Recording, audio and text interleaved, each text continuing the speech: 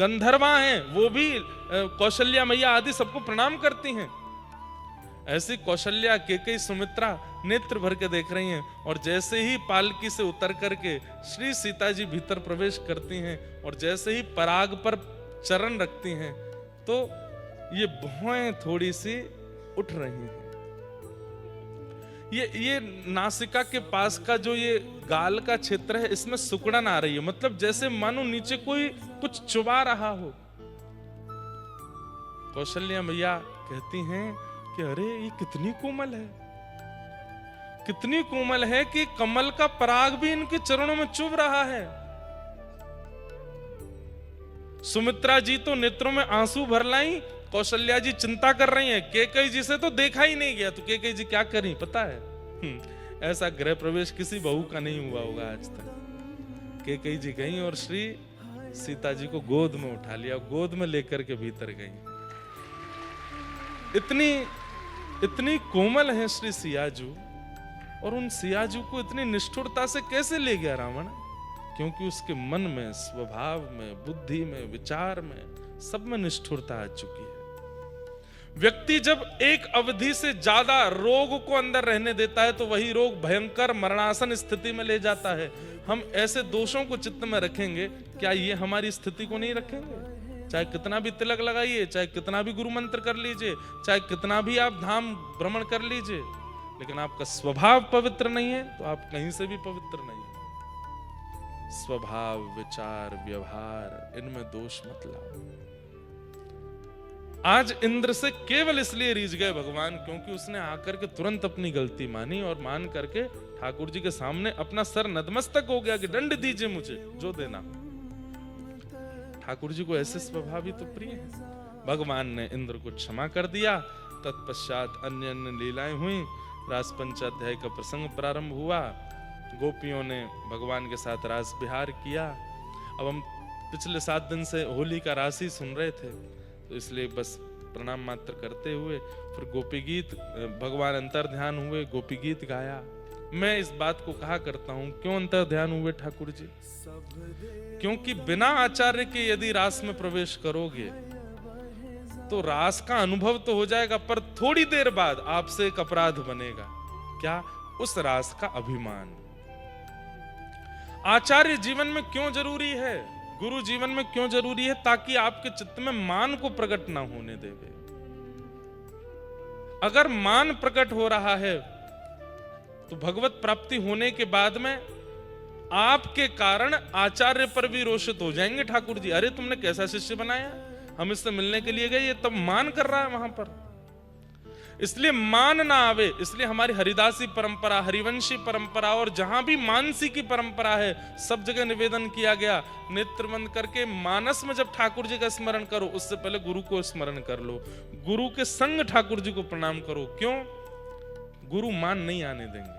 जैसे क्या करना है? नेत्र बंद करके चित्त में स्मरण करना है। हृदय में एक कुंज है, उस कुंज में ठाकुर जी बैठे हैं। अब ठाकुर जी को मैं सीधे माला पहना रहा हूं, चरण प्रक्षालन कर रहा हूं, चंदन लगा रहा हूं, नहीं। मैं थाली लेकर के खड़ा हूं, उसमें माला भी है, चंदन भी है, आरती भी है, गुलाल भी है, इत्र भी है, खूब सुंदर सब सामग्री है, बीड़ा भी है, लेकिन मैं नहीं अर्पित कर, मैं बस लेके खड़ा हूं। मैंने गुरुदेव से कहा है, गुरुदेव आप अर्पित करो। मेरे गुरुदेव माला पहना रहे हैं, मेरे गुरुदेव चंदन लगा रहे हैं, मेरे गुरुदेव चरण प्रक्षालन कर रहे हैं, मेरे गुरुदेव बीड़ा पवा रहे हैं, और मैं गुरु गोविंद दोनों की इस लीला का दर्शन कर रहा हूं। मानसी में स्वयं को दृष्टा बनाना है, करता नहीं। करता तो गुरु ही होने चाहिए, नहीं तो मान आएगा। गोपियों ने रास भूमिका में स्वयं को कर्ता मान लिया। ये ठाकुर जी तो हमारे साथ रास कर रहे हैं, हम सुंदरी हैं, और आचार्य स्वरूपा किशोरी जी का स्मरण नहीं किया, इसीलिए मान आ गया कि हम बहुत सुंदरी हैं, इसीलिए हमारे साथ रास कर रहे हैं। और ठाकुर जी वहां से अंतर ध्यान हो गए। और उसके बाद यमुना तट पर जाकर के जब किशोरी जी ने कहा कि गाओ, तब गाया, जयते तेधिकम जन्मना व्रजः श्रयत इंदिरा सस्वदत्र हि दयित दृश्यता दीक्षुतावक स्त्वधृता सब स्वाम विचिन्वते। प्रत्येक श्लोक के बाद ये युगल युगल श्लोक चलते हैं गोपी गीत में भी। एक श्लोक में गोपियां कुछ तीखा बोलती हैं, दूसरे श्लोक में फिर ठाकुर जी को मनाती हैं। जैसे पहले श्लोक में कह रही हैं, ते जन्मना व्रजम अधिकम जयति। लाला, तुम ऐसा सोचते हो कि तुम्हारे जन्म से व्रज की महिमा बढ़ी, तो फिर झूठे हो, गलत सोच रहे हो। तुम्हारे जन्म से व्रज की महिमा नहीं बढ़ी लाला, बल्कि तुम व्रज में जन्मे तो तुम्हारी महिमा बढ़ गई है। तो इतना इतराओ मत अंतर ध्यान है करके। हम ब्रजवासी अगर नहीं होते, हम वृंदावनवासी और ये 84 कोस में तुम्हारो जन्म नाय भय होता ना लाला, तो इतनी पूछ नाय बनती तुम्हारी जितनी पूछ आजकल हो रही है। व्रज में जन्मे हो, व्रजवासी प्रेमियों के बीच में जन्मे हो, इसलिए आपकी इतनी महिमा है नाथ। इसलिए हम ब्रजवासियों को छोड़कर के अंतर ध्यान मत होइए। हम तो आपकी बिना शुल्क की दासी हैं। अरे हम सब जानती हैं आप नंद नंदन नहीं हो, आप यशोदा नंदन नहीं हो। तो अंतर ध्यान हुए ठाकुर जी घबरा गए। इन गोपियों को कैसे पता कि मैं नंद जी का लाला नहीं हूं, मैं यशोदा का लाला नहीं हूं? कहीं इनको ये तो नहीं पता चल गया कि मैं देवकी का पुत्र हूं? गोपियां कह रही हैं, न खलु गोपिका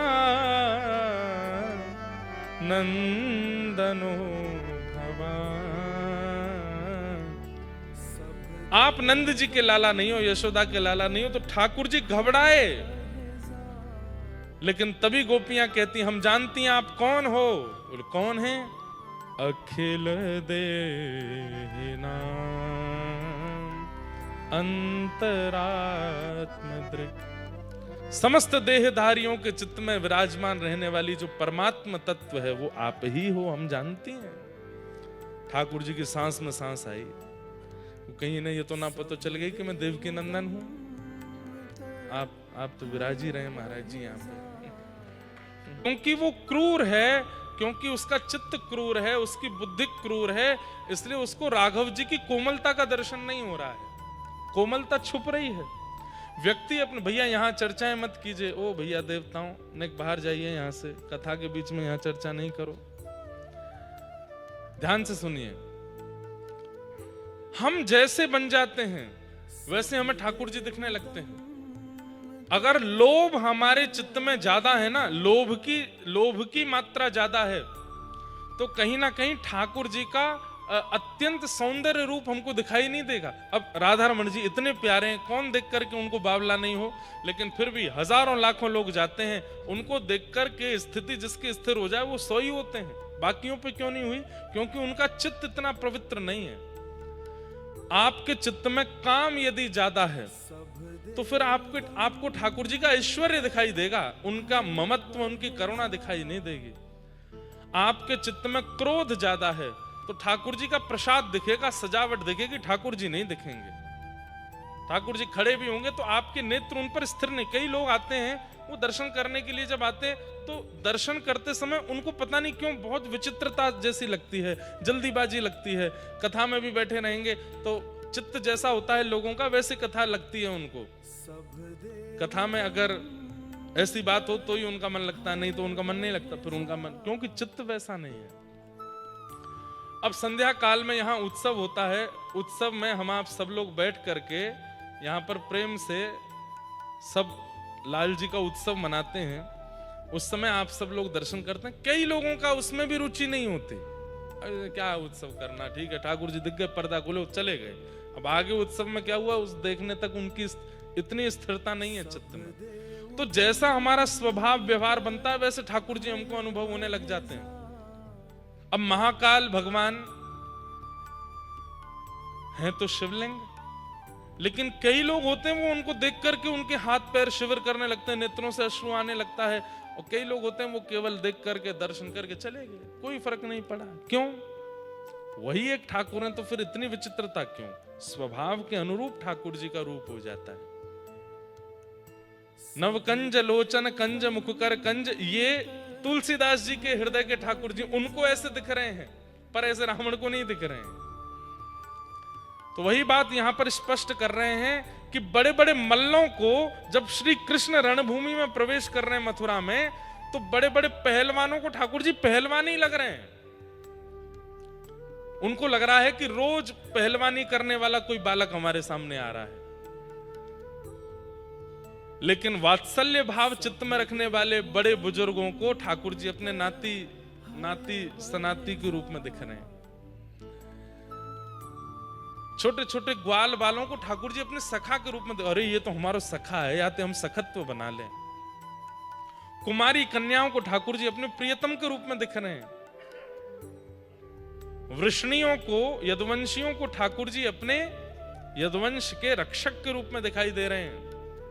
और 50 सिड्डी ऊपर बैठे हुए कंस को इतने कोमल, इतने सुंदर ठाकुर जी साक्षात काल के रूप में दिखाई दे रहे हैं। आ गई मेरी मौत, अब ये मुझे मार देगा, अब मैं नहीं बचूंगा। इसका मतलब क्या है? जाकी रही भावना जैसी, प्रभु मूरत देखी तिन तैसी। जैसी आपकी भावना है, जैसे आप हो, वैसे ठाकुर जी आपको दिखने लगेंगे। जगन्नाथ चकानैन नीला। अब मुझसे कोई बोला आपने ठाकुर जी के नेत्र चक्का बना दिए। मैंने कि भैया देखो, इसके रचना तो हमारे गोवत्स राधा कृष्ण जी महाराज उन्होंने लिखा है, लेकिन मेरे मन में भाव आता है चकानैन नहीं है तो क्या है? जो उनके नेत्रों को देख ले, उसके संसार रूपी विषाद के लिए ठाकुर जी के नेत्र ही चक्र यानी चका यानी कि रथ बन जाते हैं। और जो उनके नेत्रों में गाड़ के देखता है, उसको ठाकुर जी अपने नेत्र रूपी रथ में बैठा करके संसार रूपी सागर से पार कर देते हैं। इसलिए चकानयन है। जाकी रही भावना जैसी प्रभु मूरत। अब कोई जगन्नाथ जी को देख कर ये कैसे भगवान, इनके नाक तो है नहीं, होठ तो है नहीं, यहाँ चुबुक तो है नहीं, ठोड़ी तो है नहीं, कान तो है नहीं। अरे कितने सुंदर ठाकुर जी हैं, कोई देखो तो सही। जगन्नाथ चकानैन जगन्नाथ चकानैन नीलाचल वारे, तू न संभाले तो हमें कौन संभाले हो, तू न संभाले तो हमें कौन। देखो एक शर्त पर खड़े होइएगा कि फिर जब कीर्तन विश्राम हो तो चुपचाप बैठ जाना। हाँ, हे मेरी ये नैया है अब तो तेरे हवाले, नैया है अब तो तेरे हवाले। हाँ, मेरी ये नैया है अब तो तेरे हवाले, मेरी ये नैया है अब तो तेरे हवाले। ओ तू न संभाले तो हमें कौन संभाले हो, तू न संभाले तो हमें कौन संभाले। हाँ, तू न संभाले तो हमें कौन संभाले हो, तू न संभाले तो हमें कौन संभाले। हे जगन्नाथ चकानैन जगन्नाथ चकानैन नीलाचल वारे, तू न संभाले तो हमें कौन संभाले हो, तू न संभाले तो हमें कौन संभाले।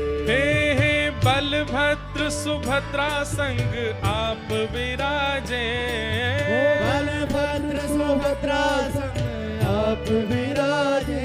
हाँ, बलभद्र सुभद्रा संग आप विराजे, बलभद्र सुभद्रा संग आप विराजे। तू न संभाले तो हमें कौन संभाले हो, तू न संभाले तो हमें कौन तो हमें कौन संभाले हो।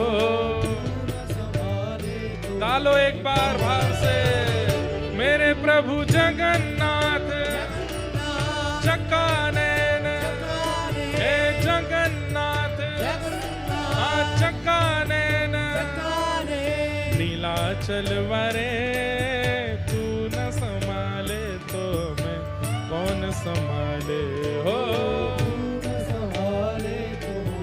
श्री जगन्नाथ महाप्रभु की।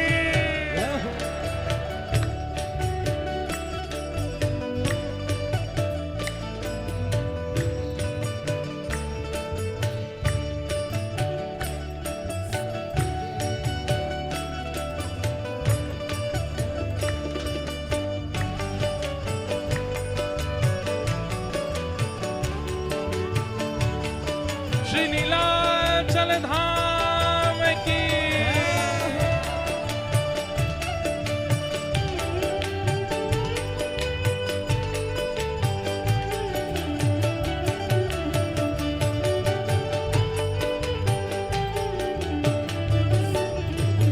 हे मंदिर के ऊपर नील चक्र विराजे, मंदिर के ऊपर नील चक्र विराजे, हाँ मंदिर के शिखर नील चक्र विराजे,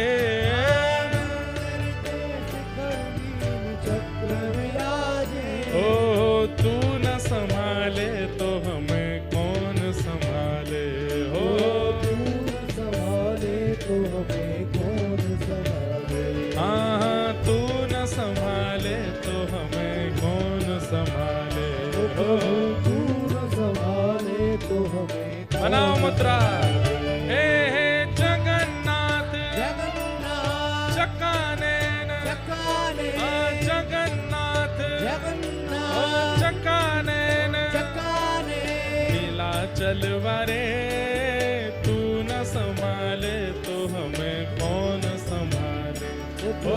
तू न संभाले तो हमें कौन संभाले। हे जगन्नाथ स्वामी मेरे नैनों के तारे, ओ जगन्नाथ स्वामी मेरे नैनों के तारे, ओ जगन्नाथ स्वामी मेरे नैनों के तारे, ओ जगन्नाथ स्वामी मेरे नैनों के तारे, ओ मेरे बिगड़े काज स्वामी आप संभाले हो।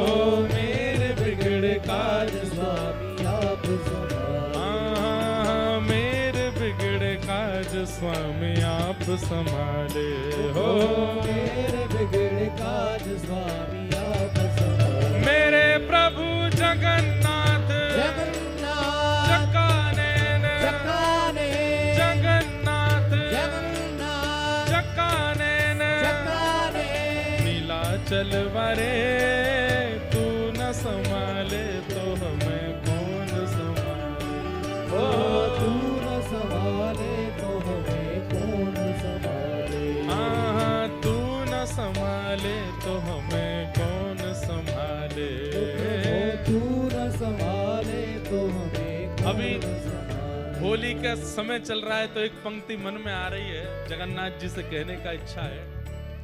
ए होली खेलन को कभी ब्रज में पधारे, होली खेलन को कभी ब्रज में पधारे, हाँ होली खेलन को कभी ब्रज में पधारे, होली खेलन को कभी ब्रज में पधारे, ओ ब्रज वारे तन मन सर्वस्व लुटावे, हाँ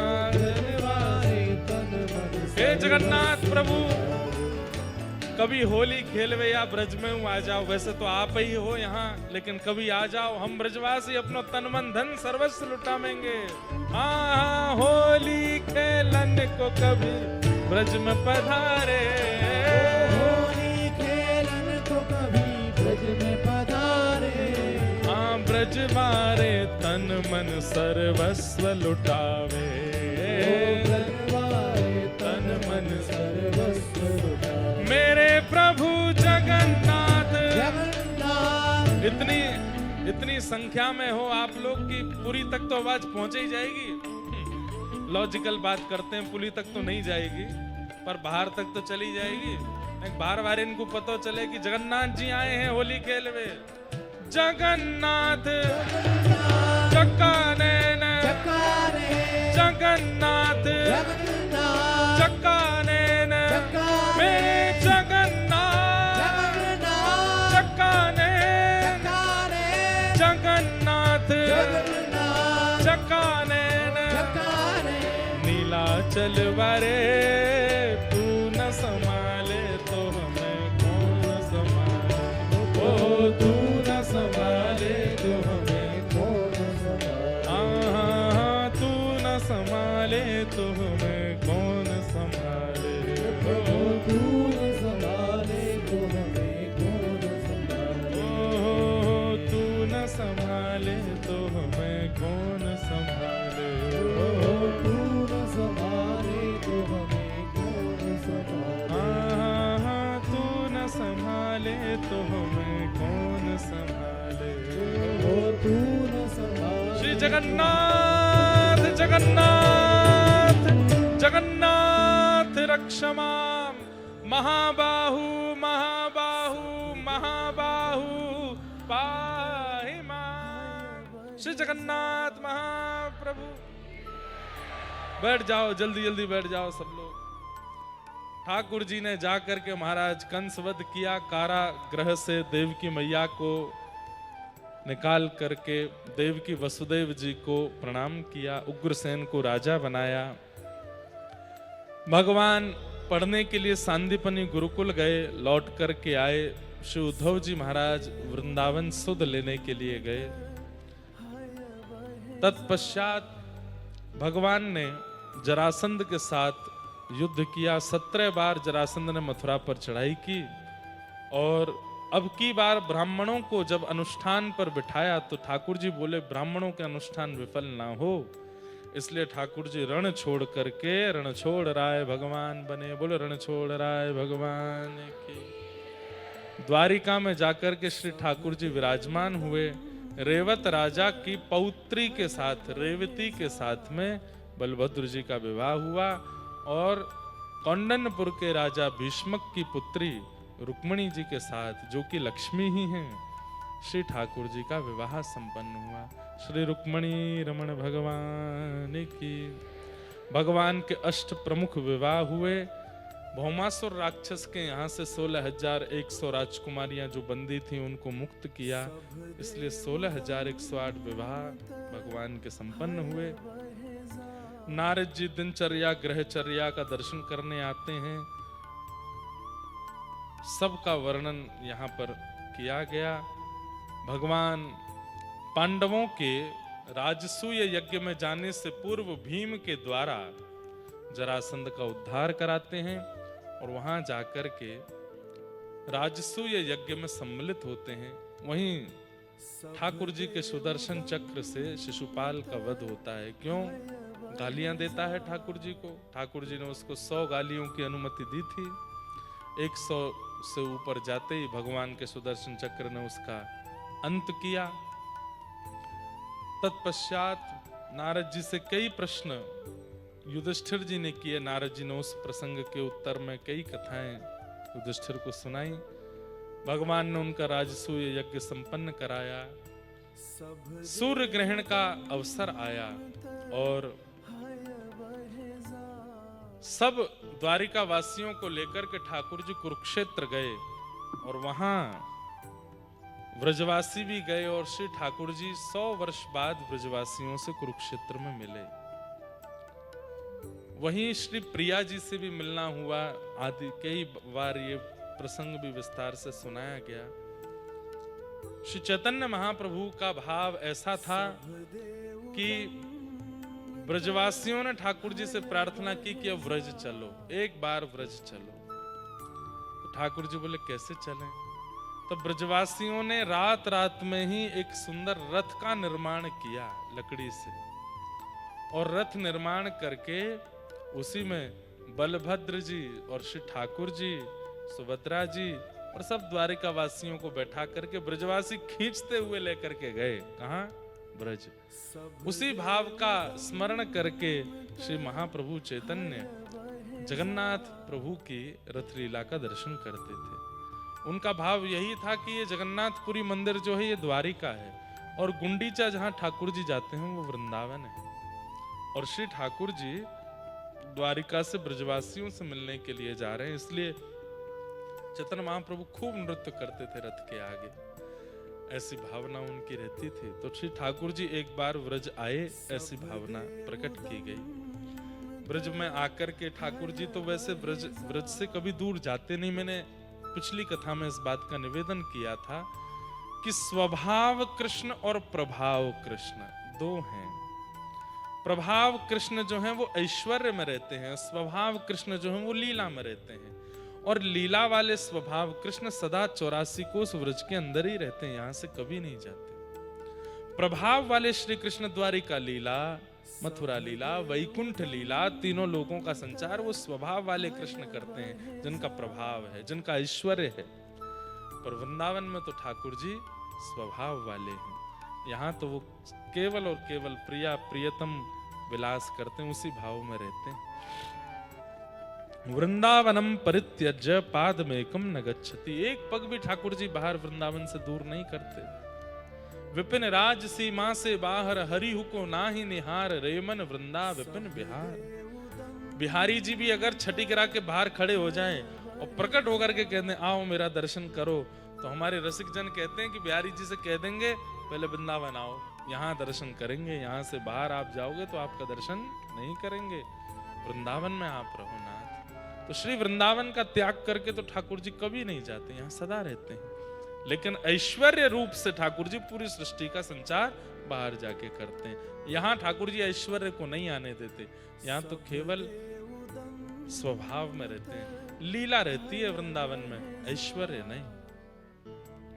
जैसे कई घर में जब घर का सदस्य बहुत बड़ा आदमी बन जाता है, कोई अधिकारी बन जाए, अफसर बन जाए, लाल बत्ती में घूमने लगे, गनर वगैरह उसके संग रहते हैं, तो घर के सदस्य क्या कह देते हैं, बोले भाई देखो ये अपना ऐश्वर्य घर के बाहर रखो, ये गनर रखने हैं, तुमको सिक्योरिटी रखनी है, लाल बत्ती रखनी है, एक तुमको सरकारी वो मिला हुआ है, क्या बोलते हैं उसको, वो तुमको रखना है, सब घर के बाहर। घर के अंदर तुम सामान्य एक माँ के बेटे हो, पत्नी के पति हो, बच्चों के पिता हो, भाइयों बहनों के भाई हो, यहाँ पर अपना प्रभाव लेकर के मत आना।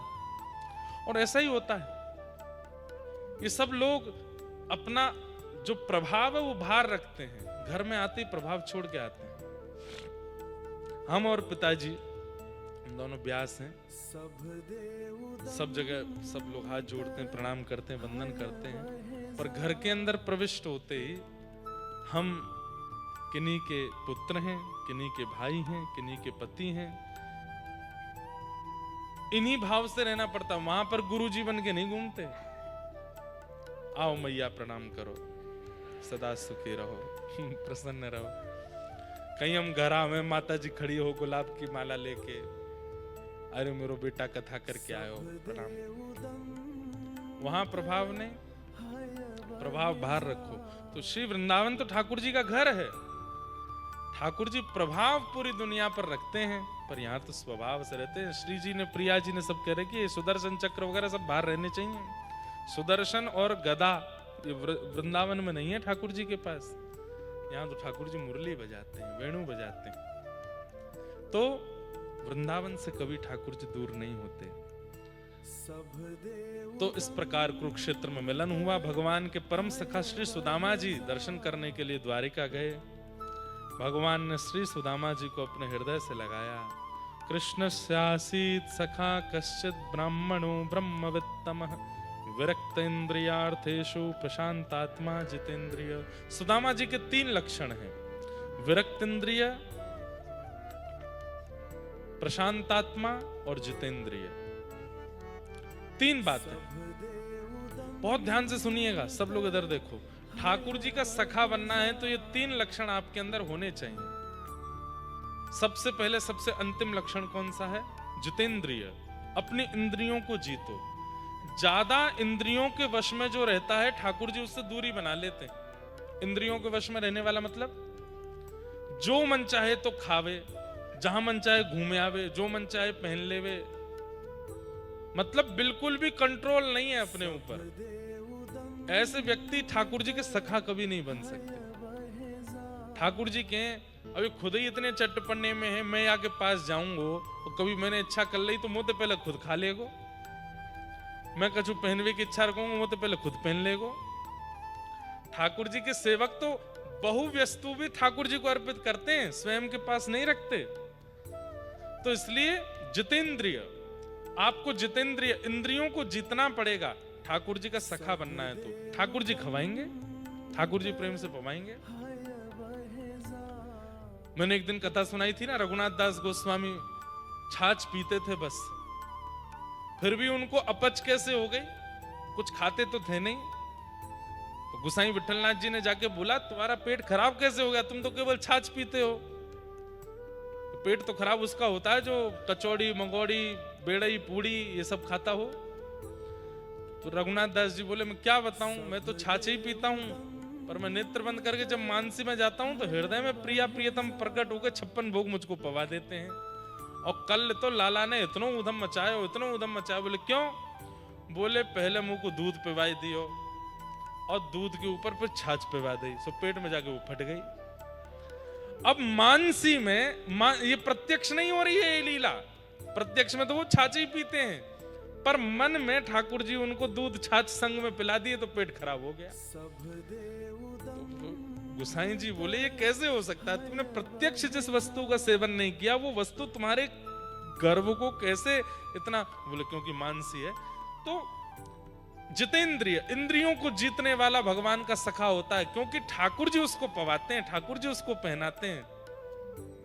तू है सखी बड़ भाग बड़ी, नंदलाल तेरे घर आवत।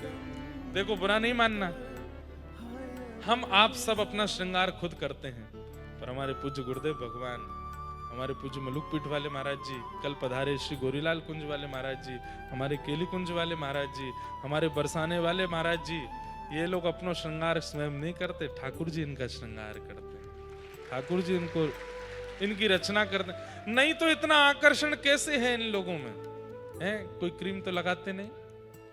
हम आप सब लोगों ने तो क्रीम बेचने वालों को करोड़पति बना दिया, खरीद खरीद के इतना सब कुछ पोतते हैं अपने चेहरे पे, फिर भी आकर्षण नहीं बन पाता।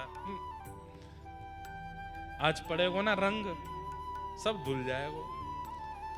लेकिन ये सब आचार्य चरण ऐसा क्या लगाते हैं अपने मुख पे जो इनको देखते हैं तो पलकें झपकना भूल जाती हैं, क्योंकि इनका श्रृंगार स्वयं प्रिया प्रियतम अपने हाथ से करते हैं। ये इनके हाथ ही तो प्रिया प्रियतम है, बाम अंग श्री प्रिया जी हैं, दाहिनो अंग श्री प्रियतम है। और जब आचार्य चरण दोनों हस्त कमल से कोई लीला करते हैं तो प्रिया प्रियतम ही वह क्रिया कर रहे हैं। अब जब अपना तिलक स्वरूप करते हैं तो कैसे तिलक लगाते हैं, इस हाथ में चंदन घोलते हैं, इस हाथ से श्री लेकर के, और जैसे तो घोलने की क्रिया श्री प्रिया जी कर रही हैं बाम अंग से, और वाको अपने श्री में लेवे की क्रिया श्री ठाकुर जी कर रहे हैं। उसके बाद ये स्वरूप धारण करते हैं, स्वरूप धारण करते हैं, बीच में दर्पण प्रिया जी दिखा रही हैं, मतलब दोनों भुजा ही प्रिया प्रियतम है। और उस भाव से, क्योंकि चित्त में मन में बुद्धि में प्रिया प्रियतम ही है, उस भाव से जब चंदन धारण करते हैं और जब निकलते हैं तो ऐसे लगते हैं कि आहा, सूर्य की कांति भी फीकी पड़ रही है इनके सामने, कितने सुंदर है। तो ठाकुर जी का सखा बनना है तो सबसे पहले विरक्त इंद्रियों को जीतो, इनकी आसक्ति से बचो। ठाकुर जी का सखा बनना है तो प्रशांत, कम बोलना शुरू कर दो, बहुत ज्यादा बोलना अच्छा नहीं, बहुत कम बोलिए, थोड़ा बोलिए। हमारे ओम प्रकाश जी और उनकी गृहिणी इतना कम बोलते हैं, हमसे इतनी 2 बार कथा कर चुके, हमसे इन्होंने बात ही नहीं करी आज तक। ज्यादा से ज्यादा अगर पूरा पैराग्राफ भी भर जाए तो बहुत बड़ी बात है, इतना ही बोले होंगे आज तक, इससे ज्यादा कभी बोलते ही नहीं है। मिलते भी हैं तो भी बात नहीं करते, बस बैठे रहेंगे, मैं कुछ कह दूं तो ठीक है, नहीं तो कुछ नहीं बोलते। ठाकुर जी के प्रेमियों के ये स्वभाव है, उसमें मौन रहते हैं, प्रशांत शांत रहते हैं, ठाकुर जी को बोलने का अवसर। और एक बात बोलें, व्यक्ति को अगर दुनिया परखनी है तो स्वयं मौन रहना शुरू कर दे, जहां जावे थोड़ा शांत रहे, सामने वाले को बोलने दे, इतना अनुभव उसके जीवन में आ जाएगा, वो दुनिया को सुन सुन करके हर प्रकार की स्थिति के मानव को पहचान जाएगा, प्रशांत। और पहला बताया विरक्त इंद्रिय। विरक्त इंद्रिय का मेरे को बहुत अच्छा अर्थ लगता है। विरक्ति किसको कहते हैं? आसक्ति से जो अलग है उसको विरक्ति कहते हैं। जैसे कहते हैं ना, इन्होंने विरक्त भेष धारण कर लिया। विरक्त भेष मतलब अब इनका शरीर वही ग्रहण करेगा जो इनके गुरु आज्ञा देंगे, उसके अलावा इस शरीर से ये मन चला कोई भी काम नहीं कर सकते। अब विरक्त व्यक्ति बाहर ठेला पे खड़े होकर पानी पूरी खावे, कितना विचित्र लगेगा। विरक्त व्यक्ति तो भीतर ही पाता है, ठाकुर जी की प्रसाद ही पाता है। विरक्त का मतलब क्या है? अपनी इंद्रियों को केवल भगवत वस्तु देना, नेत्रों को दर्शन, कानों को कथा, जीव को प्रसाद, हाथ को सेवा, पैरों को परिक्रमा और सर्वांगीण अंगों को दंडवत, इसके अलावा इस शरीर को कुछ ना देना, ये इंद्रियों की विरक्ति है। विरक्त इंद्रियार्थेषु प्रशांतात्मा जितेंद्रिय, ये तीन लक्षणों से युक्त जो हैं वो श्री सुदामा जी हैं, ठाकुर जी के परम सखा। आपको बनना है तो ये तीन लक्षण लाओ अपने अंदर। श्री सुदामा जी द्वारिका गए, भगवान ने उनके साथ खूब सुंदर मेल मिलाप किया। तत्पश्चात भगवान ने यदुवंशियों को खूब समझाया, लेकिन यदुवंशी भगवान की बात नहीं माने। तत्पश्चात शाम्ब को साड़ी पहना करके संतों की परीक्षा लेने के लिए गए। संतों ने श्राप दे दिया, इसके गर्भ से लोह पिंड निकलेगा जिससे संपूर्ण यदुवंश नाश होगा। और देखते ही देखते भगवान के आगे संपूर्ण यदुवंश आपस में लड़ झगड़ करके नष्ट हो गया। एरका नाम की घास बन गया था, वो लोह पिंड एक दूसरे पर विषैली घास फेंक करके सबका वध कर दिया। दाऊ दादा ने प्रणाम किया और शेषनाग रूप धारण करके क्षीर सागर में प्रविष्ट हो गए। भगवान ने कदम वृक्ष के नीचे बैठ करके मैत्रेय मुनि, विदुर जी आदि आदि कुछ प्रियजनों को ज्ञानोपदेश दिया। तत्पश्चात ठाकुर जी एक दिव्य ज्योति में प्रकट हुए, 7 बार आकाश में भ्रमण करते हुए तिरोधाय प्रविष्टोयम श्रीमद्भागवतार्णवम, ठाकुर जी श्रीमद् भागवत में ही विराजमान हो गए। इस प्रकार ठाकुर जी ने अपनी लीला संपूर्ण की। लीला कभी देखो, अब एक और बात, मथुरा की लीला संपूर्ण हो गई, द्वारिका की लीला संपूर्ण, वृंदावन की लीला कभी संपूर्ण नहीं होती। आप व्रज लीला हमसे चाहे आप साल क्या मतलब पूरा जीवन बुलवा दीजिए, हर दिन एक नई लीला है, हर दिन एक नया भाव है। यहाँ की लीला तो होती रहती है, होती रहती है, यहाँ कभी विश्राम नहीं होती। हर लीला सीमित है, मथुरा लीला सीमित है, द्वारिका लीला सीमित है, हस्तिनापुर लीला सीमित है, व्रज लीला असीमित है, उसका कोई सीमा नहीं, कोई पारावार नहीं। व्रज लीला से लेकर रास लीला तक सब अटूट है। ठाकुर जी ने इस प्रकार अपनी द्वारिका लीला को विश्राम दिया। उद्धव के पूछने पर कि हम आपकी शरणागति अब कलयुग में कैसे लेंगे, तब ठाकुर जी बोले भागवत जी की शरण में जाओ, ये मैं ही हूँ, श्रीमद् भागवत मेरा ही स्वरूप है। ठाकुर जी भागवत में विराजमान हुए। अर्जुन को भगवान ने पटरानियों को ले जाकर के वृंदावन पहुंचने की आज्ञा दी थी। अर्जुन वृंदावन को जा रहे थे, पर बीच मार्ग में ही ठाकुर जी रूप बदल के आए, पटरानियों का हरण कर लिया। अर्जुन को बता दिया कि मेरे बगैर गांडीव भी तुम्हारा किसी काम का नहीं है। सबके मान अभिमान को नष्ट करते हुए ठाकुर जी ने लीला की। अर्जुन ने जाकर के समाचार पांडवों को बताया कि भगवान लीला पूरी करके चले गए। पांडवों ने परीक्षित को राज्य गद्दी पर बिठाया और परीक्षित ने बड़े होकर के विवाह आदि किए। तत्पश्चात एक अपराध बना जिसके कारण 7 दिन में मरने का श्राप, आज 7वां दिन।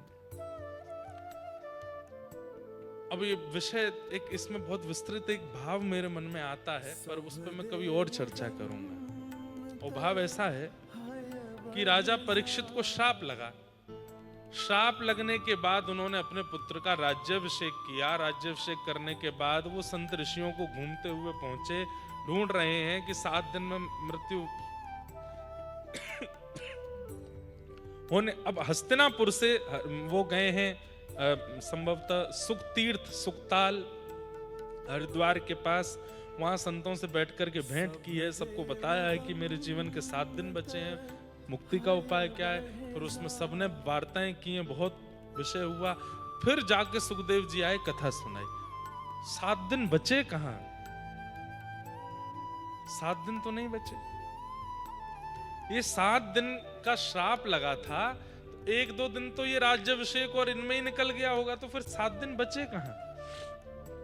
वास्तविकता तो अब इस पर कभी करेंगे चर्चा विस्तार से, कभी किसी कथा में इस भाव पर बैठेंगे। ऐसे चिंतन मनन चलता रहता है कथा में कि ये भाव कैसे, ये भाव कैसे, पर इसका बहुत सुंदर उत्तर है, कभी कथा में कहीं होगा तो बताएंगे।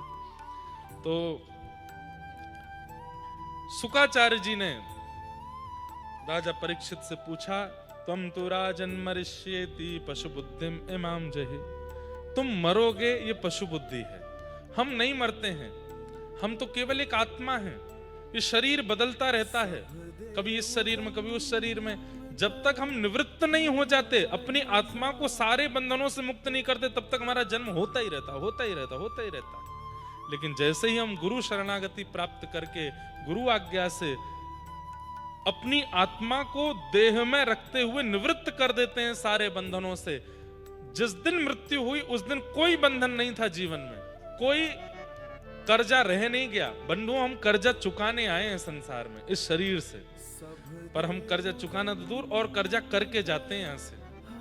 कर्जा काहे का? कर्मों का कर्जा, व्यवहार का कर्जा। पुराने कर्जे तो चुकाए नहीं, इस जन्म में और कर लिए। इसके साथ छल किया, उसके साथ कपट किया, इसके पैसे मार लिए, उसका बुरा कर दिया, इसके साथ ये कर दिया, इतना कर्जा और चढ़ा लेते हैं।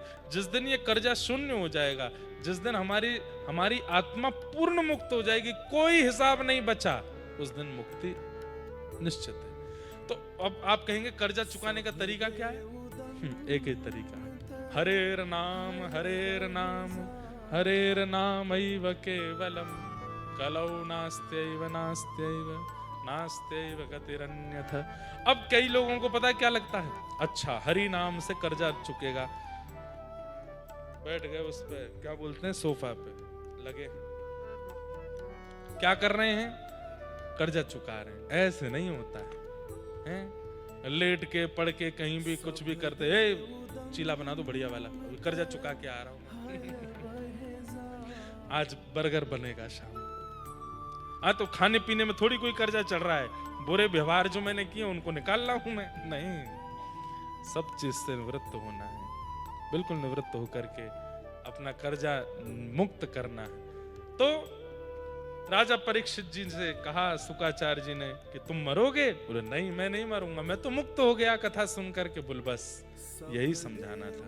शुकाचार्य जी वहां से प्रस्थान कर गए। तक्षक सर्प ने आकर के राजा परीक्षित का स्पर्श किया, 5 भौतिक देह जल करके नष्ट हो गया, और श्री राजा परीक्षित विमान में आरूढ़ होकर के भगवत धाम को प्रस्थान कर गए। बोलो भागवत महापुराण की। सब प्रसंग सुनाते हुए बीच में और भी कई प्रसंग हैं। श्री मार्कंडे जी को प्रलय कालीन दर्शन ठाकुर जी ने कराया। सब भाव सबको हम प्रणाम करते हैं। भागवत जी के अंतिम 2 श्लोक सब लोग मेरे साथ में बोलेंगे भाव से।